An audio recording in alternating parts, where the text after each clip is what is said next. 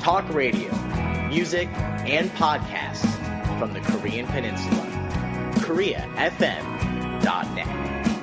According to data from the National Human Rights Commission of Korea, more than half of all South Korean discrimination complaints in 2015 were filed by persons with disabilities, making the disabled the most common victims of discrimination in the entire country. I spoke with a representative of the commission to find out more. My name is Ho-Bin Jung. I work for the Disability Policy Team of the National Human Rights Commission of Korea. I'm responsible for considering disability policies to make recommendations for improving human rights of persons with disabilities and investigating discrimination and human rights violation cases against persons with disabilities. According to the statistics produced by the National Human Rights Commission of Korea, the number of complaints related to discrimination that the Commission received in 2015 was 2,179.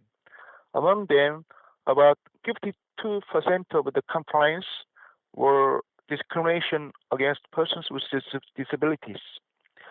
The second biggest number of complaints was related to sexual harassment, followed by discrimination against social status, and appearance, education status, and country of birth were sources of discrimination.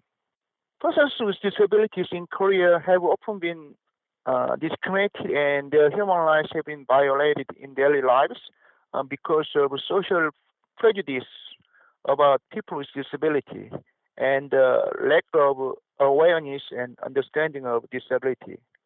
Especially persons with cognitive impairment disabilities can be more often the subject to discrimination and harassment than persons with other kinds of disabilities.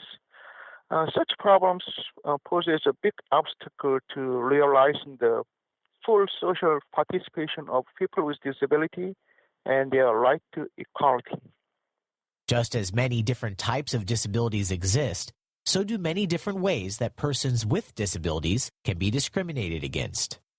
In Korea, people with physical disability experience the most discrimination in the area of access to facilities and movement, such as the use of bus, train, and underground passageway.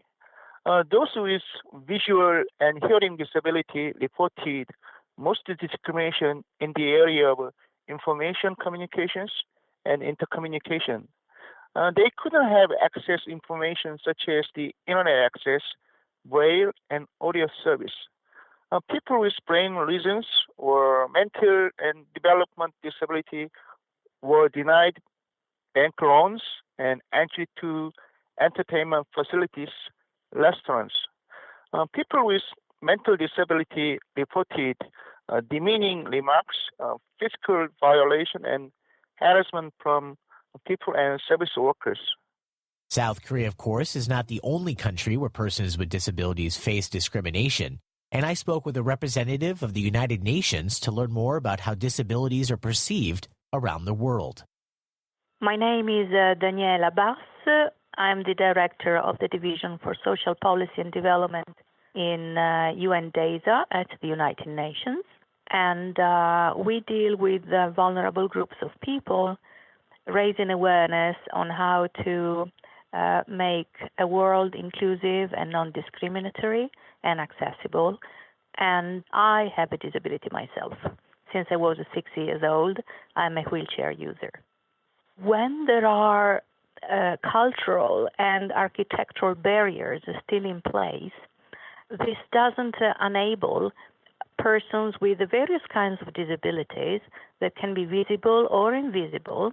This doesn't allow this very important group of citizens, which is about 1 billion out of 7 billion inhabitants in the world, 80% in developing countries and 20% of persons with disabilities living in so-called developed countries, doesn't allow this group of citizens to be fully participating and included in the society.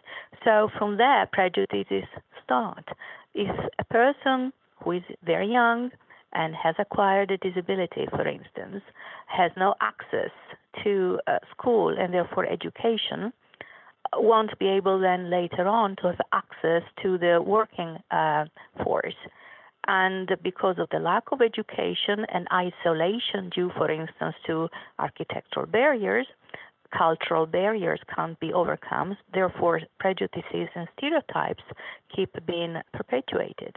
And this will impact the employers, who will say that there aren't many persons with disabilities who are apt to be employed. To break that cycle, Daniela Abbas says one specific item is the key. I think that the empowerment is a key issue here. Once a person has the tools, then a person with disabilities has education, employment, whenever and wherever possible. Now, how can we do that? Well, media can, for instance, start changing the way it approaches issues when it comes to persons with disabilities.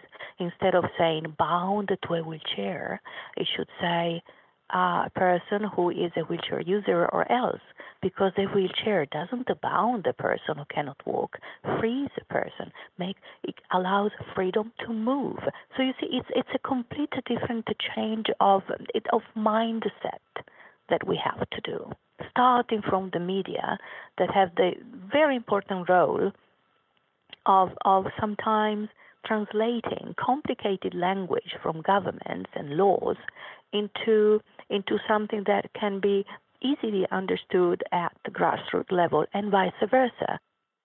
And finally, if you or someone you know is a victim of discrimination in South Korea, the National Human Rights Commission encourages you to file a report.